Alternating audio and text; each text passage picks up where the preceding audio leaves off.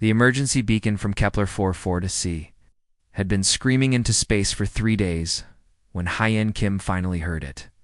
He was working the night shift at Earth's Deep Space Monitoring Station, drinking his 4th cup of coffee and trying to stay awake. The job was usually boring, mostly space traffic and routine communications between colonies. But this signal was different. The automated message played over and over in 3 alien languages. Hyen didn't speak them, but the computer translated quickly enough. Pirates had attacked the mining colony, had taken hundreds of hostages, men, women, children from 6 different species, all trapped and begging for help. Hyen sat up straight in his chair. This was bad, really bad. He forwarded the signal immediately to Fleet Command on Earth and watched as it spread through the Galactic Communication Network. The message would reach every major civilization in this part of space within hours. Someone would help. Someone had to help. The Zephyrian Trade Consortium got the message first. Their ships were closest to Kepler-4 to see, only 2 days away, if they moved fast. Hyen pulled up their response on his screen and waited. Hours passed. Then a reply came back. Request received. Cost-benefit review. People were dying, and they wanted to check if it was profitable to save them. Next came the crystalline hegemony. They had the biggest fleet in the sector, with ships that could destroy the pirates easily. Their response was even worse. Incident logged. Scheduling emergency committee meeting for next cycle. The Veltar Empire was last to respond. They were proud warriors with a strong military tradition. Surely they would act. Their message was short. Colony, outside our territory, not our responsibility. One by one, 17 different civilizations found reasons not to help. Too expensive, too dangerous, too far away. Not their problem. Hyen stared at his screen. In disbelief, the most advanced species in the galaxy, with all their technology and resources, were going to let innocent people die because it wasn't convenient? The beacon kept broadcasting. Every few minutes, a new voice would break through the static. Father begging someone to save his daughter. A mother crying that the pirates were taking the youngest children first. A colony administrator promising to pay anything if someone would just come. But the galaxy stayed silent. Admiral June Park was eating breakfast when his communicator buzzed. The emergency code made him drop his spoon and answer immediately. "Sir, we have a situation," said the voice of his communications officer. "Pirates have taken Kepler-4 to sea. Hundreds of hostages. The other civilizations aren't responding." Park was quiet for a moment. Kepler-4 to sea was far from Earth, in a remote part of space that most humans had never heard of. It would take days to get there, and they would be outnumbered and outgunned. Any reasonable analysis would say it was too risky. "What species are the hostages?" Park asked. "Mixed group, sir. Zephyrians, crystallines, Veltar, a few others. Some humans too, but not many." Park thought about his own children, safe at home on Earth. Then he thought about alien children trapped in a colony, scared and crying for parents who might never see them again. "Get me Fleet Command," he said, "and prep the Indomitable for immediate departure." "Sir? Are you sure?" "We haven't received orders to." "I'm giving the orders," Park said firmly. "We're going." 2 hours later, the UES Indomitable was leading a small fleet out of Earth's solar system. They had 6 destroyers and 2 medical ships, everything Earth could spare without leaving home defenseless. It wasn't much against a pirate armada, but it was what they had. Captain Mina Lee stood next to Admiral Park on the bridge, looking worried. "Sir, intelligence reports say the pirates have 30 ships, military-grade weapons. We're walking into a massacre." "Maybe," Park said calmly, "but we're walking into it anyway." The crew worked with quiet efficiency, pushing the engines harder than they were designed to go. In the medical bay, Dr. Yuna Choi prepared for casualties. She'd been a military doctor for 15 years and had seen plenty of battles. But something felt different about this one. "Why are we doing this?" asked a young medic. "I mean, I'm glad we are, but why us? Why is nobody else coming?" Dr. Choi looked up from her medical supplies. Someone has to." Meanwhile, back at the monitoring station, Hyen Kim watched his screens with growing sadness. The beacon from Kepler-440c was getting weaker. The pirates were probably jamming it, getting ready to move their hostages before anyone could find them. He'd tried sending the message to smaller governments, independent colonies, even mercenary groups. The responses were all the same too. Risky, too expensive, not their problem. Only one fleet was moving toward Kepler-440c, one small group of human ships, racing against time to save people they'd never met. People whose own governments had abandoned them. The galaxy's most advanced. Civilizations sat in their comfortable homes and did nothing. But somewhere in the darkness between stars, 8 human ships burned toward danger, carrying the hopes of creatures who had nowhere else to turn. The human fleet pushed through space faster than was safe. Admiral June Park stood on the bridge of the Indomitable, watching the engine readings climb into the red zone. Ouch. They had been traveling for 16 hours straight, and the ship was starting to shake from the strain. "Sir, if we keep this speed much longer, we might lose an engine," warned Chief Engineer Hannah Essio. She looked tired but determined. "How much time would that save us?" Park asked. "Maybe 3 hours. But if the engine fails completely, we'll be stuck in space." Park thought for a moment. 3 hours could mean the difference between saving lives and finding empty ships. "Pushing. We'll risk it." Captain Mina Lee was studying the tactical display when a message came through from the colony. The signal was weak and full of static, but they could hear the fear in the voice. "Please, anyone. They're moving us to the cargo ships, they say. Buyers are coming tomorrow. Going to sell the children first because..." The signal cut out. Every person on the bridge went quiet. Communications Officer Day Kong tried to get the signal back, but there was only silence. "How much longer?" Park asked. "Why is it the engines hold?" Mina replied. In the medical bay, Dr. Yuna Choi was training her staff for what was coming. They had set up emergency surgical units and prepared blood supplies for multiple species. Most of her medics had never treated alien patients before. "Remember, Zephyrian blood is blue and clots differently than human blood," she explained it. Her team, crystalline species, have silicon-based organs that look different from ours. And if you see any Veltar wounded, be careful, they have poison glands near their necks. Young medic Jinno raised his hand. "Doctor, why are we learning this? Shouldn't their own people be coming to save them?" Dr. Choi looked around the room at her staff. "Their own people decided it wasn't worth the cost. We decided it was." Meanwhile, in the fighter bay, Squadron Leader Ray Kim was briefing her pilots. They had 12 interceptors, fast ships built for quick strikes. Against 30 pirate vessels, they would need every advantage they could get. "We're going to be outnumbered 3-1, she told her pilots. "The pirates have bigger guns and heavier armor. But they're criminals, not soldiers. They'll break when they realize we're not running away." Pilot Wuhan looked nervous. "Ma'am, what if they don't break? What if they fight to the end?" Ray smiled grimly. "Then we fight harder."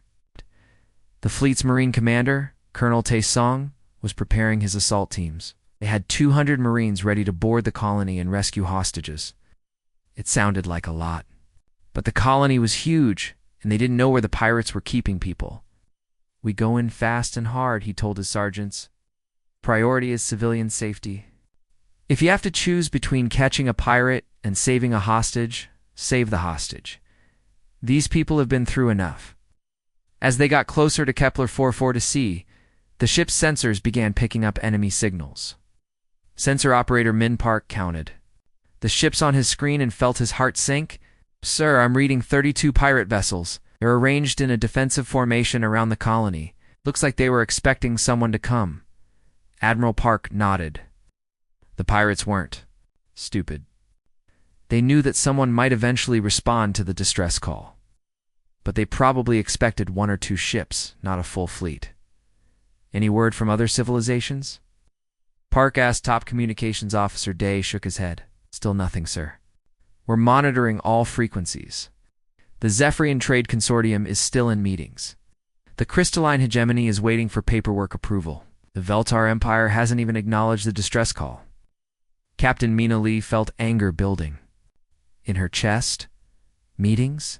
Paperwork? There are children down there. "That's why we're here," Park said quietly. "Someone has to care." The Admiral opened a communication channel to all ships in his fleet. "This is Admiral Park. In 1 hour, we'll be in weapons range of a pirate fleet that outnumbers us for 2. 1. They have hostages, innocent people whose only crime was being in the wrong place when evil came calling. Every advanced civilization in this sector has decided these people aren't worth saving." "I disagree." He paused, looking around at his bridge crew. Every face showed the same determination he felt. "We're going in there and we're bringing those people home. Not because we have to, but because it's right. Not because they're human, but because they're people who need help. Today we show the galaxy what it means to stand up when others won't." The response from his fleet was immediate. Every ship captain acknowledged the order with pride in their voices. Captain Su Li of the destroyer Defiant spoke for all of them. "Sir, it's an honor to serve with you." As the human fleet approached, Kepler 4 for to sea. Admiral Park thought about his daughter back on Earth. She was the same age as some of the hostages. If she was trapped and afraid, he would want someone to come for her, no matter the cost. The pirates were about to learn that humanity didn't calculate the value of life in credits or political advantage. Some things were worth fighting for, even if you stood alone. The human fleet dropped out of hyperspace right into the middle of chaos. Kepler 4 to sea hung in space like a wounded animal, surrounded by 32 pirate ships of different sizes and designs. Some were sleek raiders built for speed. Others were massive cargo haulers converted into floating weapons platforms. Admiral June. Park looked at the tactical display and felt his stomach tighten. They were outnumbered almost 4 to 1, just as expected. But there was no turning back now. "Open a channel to all frequencies," he ordered Communications Officer Dakong. "I want everyone to hear this." The channel crackled to life, broadcasting across the entire star system. Not just to the pirates, but to monitoring stations throughout the galaxy. Anyone listening would hear what happened next. "This is Admiral June Park of the Earth Fleet," he said clearly. "Pirates of Kepler 4 for to sea, you have one chance. Release all hostages immediately and surrender. This is your only warning." The response came quickly, filled with cruel laughter. "Admiral Park, I am Vex Darkscale, commander of this fleet. 8 little human ships against my armada. You must be joking. Turn around and go home before I add your crews to my slave market." Admiral Park's voice remained calm. "I gave you a chance. You chose poorly." The battle began instantly. Squadron leader Ray Kim led her fighters in first, diving toward the enemy formation like angry hornets. Her interceptors were fast, but lightly armed against the heavy pirate ships. They looked like toys. "Stay together," she shouted over the cum as laser fire filled space around them, hit their engines and weapon systems. Pilot Wuhan screamed past a pirate cruiser, his guns blazing. Ain't managed to knock out one of its main weapons before enemy fire tore through his fighter's wing. "I'm hit. Control's not responding." "Woo, eject," Ray ordered, but it was too late. His damaged fighter slammed into the cruiser's engine section. Both ships exploded in a ball of fire. On the Indomitable, Captain Mina Lee coordinated the main fleet's attack. The human ships were smaller than most of the pirate vessels, but they moved like dancers, weaving between enemy fire while their own weapons found their targets. "Focus fire on the command ship," she ordered. "Take out their leader." But the pirates fought back harder than expected. These weren't desperate criminals, they were organized and well-equipped. Massive pirate dreadnought turned its main guns. On the human destroyer Courage, Captain Sung-Oh saw the energy building in the enemy ship's weapons and knew his shields couldn't stop it. Without hesitation, he turned his damaged destroyer directly toward the dreadnought. "All hands, abandon ship," he ordered over the intercom. But instead of fleeing to the escape pods, he stayed at his post. Bringing his engines to maximum, the Courage smashed into the dreadnought at full speed. The explosion lit up space like a new sun, taking out the pirate's heaviest ship, along with Captain True, and half his crew, who stayed behind to help him. Dr. Yuna Choi felt the Indomitable shake from the explosion and knew they were losing good people. In her medical bay, wounded fighters were already being brought in.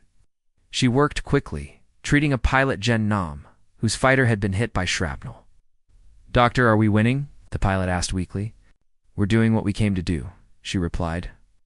Focusing on stopping the bleeding, the tide of battle began to turn when Marine Colonel Tae Song launched his assault on the colony itself.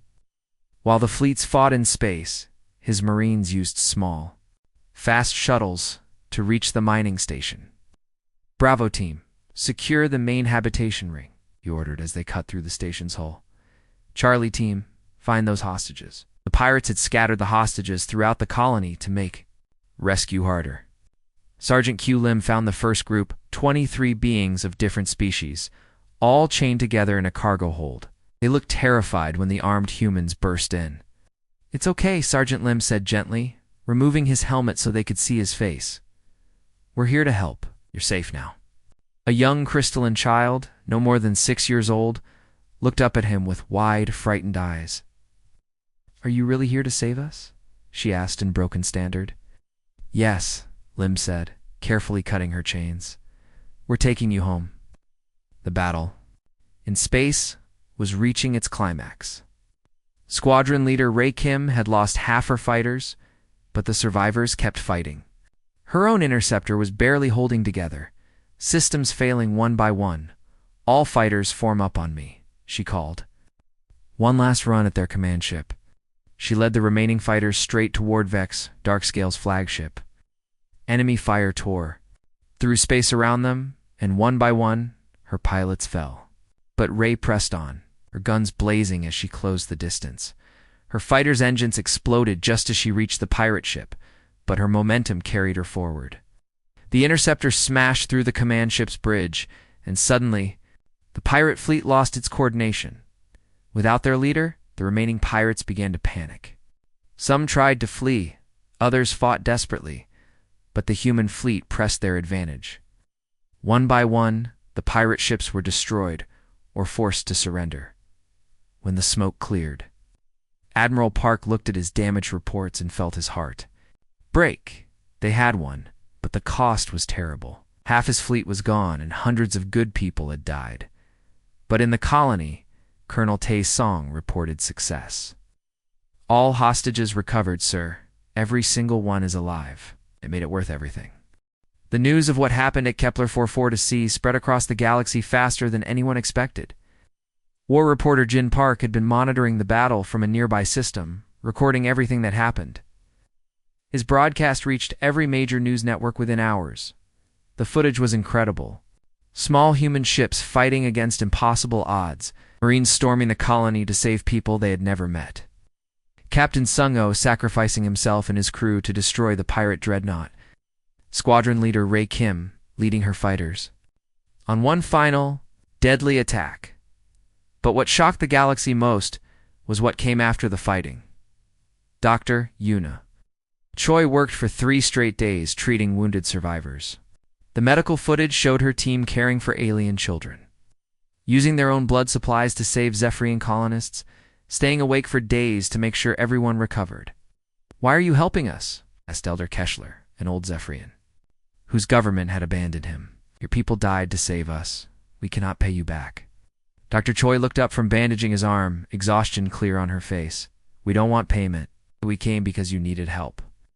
The old alien stared at her in confusion. In his long life, no one had ever helped without expecting something in return. Meanwhile, Engineer Min Chen and his repair teams were rebuilding the colony's life support systems. The pirates had damaged everything: water recyclers, air filters, power generators. The human engineers worked alongside the colonists, teaching them how to fix things themselves. "This power coupling is tricky," Min explained to a young Veltar technician. "But if you adjust it like this, it will last much longer." The alien watched carefully, amazed that the human was sharing advanced technology freely. "Your people are very strange," he said. Min smiled. "Strange how you fight like warriors, but you act like family." The rescued colonists became something no one expected, ambassadors for humanity. They traveled across the galaxy speaking to anyone who would listen about what they had experienced.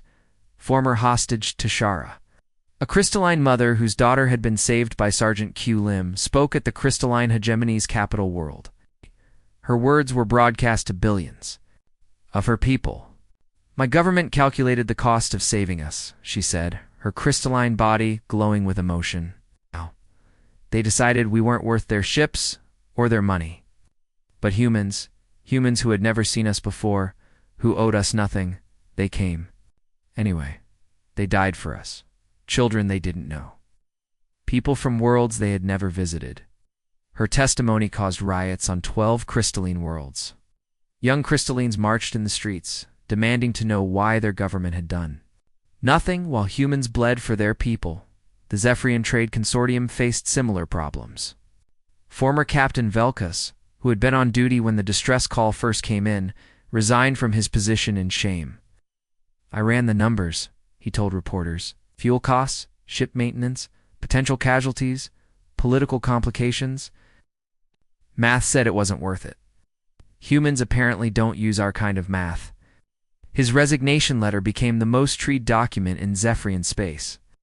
Thousands of young Zephyrians applied to join human crews wanting to learn this different way of thinking, but the biggest shock came from the Veltar Empire. War Chief Mordok, one of their most respected military leaders, publicly challenged his own government. We call ourselves warriors, he declared at a military ceremony. We speak of honor and strength. But when civilians cried for help, we did nothing. Humans who we called weak and emotional showed us what real strength looks like. They didn't count the cost, didn't measure the profit. They simply came. His speech caused a crisis in the empire. Half the military supported him, while the other half defended the government's decision. The empire nearly split apart over the question of what honor really meant. Cultural. Scientist Ari Nam on Earth was amazed by the reactions she was seeing. It's unprecedented, she told her research team. Entire civilizations are questioning their most basic beliefs because of one rescue mission. The survivors of Kepler-4 Fortusi did more than just speak about their experience. They organized. Former hostage Krivalim, a Veltar engineer, started something called the Rescue Coalition. Their goal was simple: make sure no distress call ever went unanswered again. Their first meeting drew representatives from dozens of worlds. Most were young people angry at their governments for abandoning innocent lives. My parents' generation forgot something important, said young Zephyrian activist Salara. They forgot that numbers and calculations don't matter when people are dying. Humans remembered. Now we need to remember too. The coalition began monitoring all emergency frequencies, broadcasting locations of people in danger.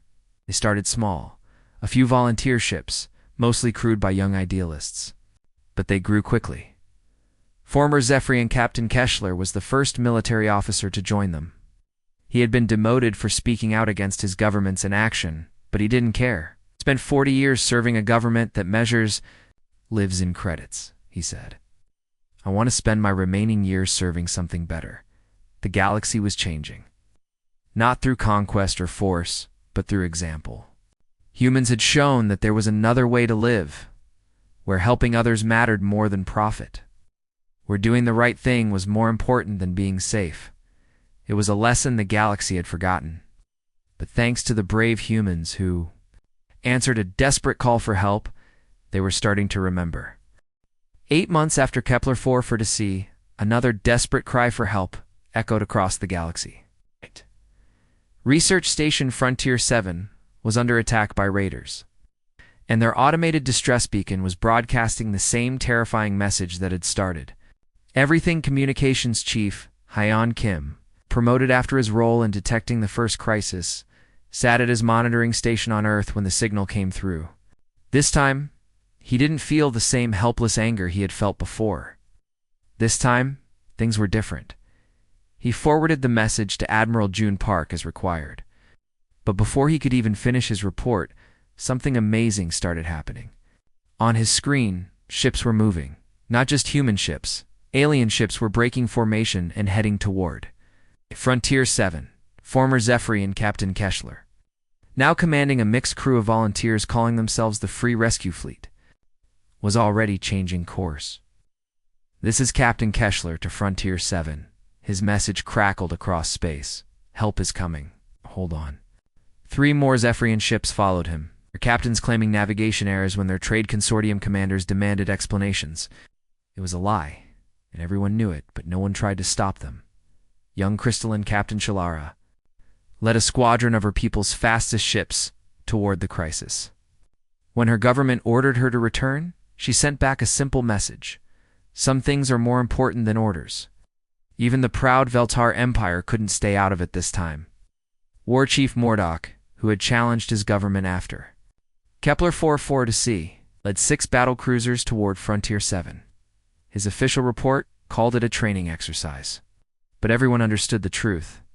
The rescue coalition had done its work well.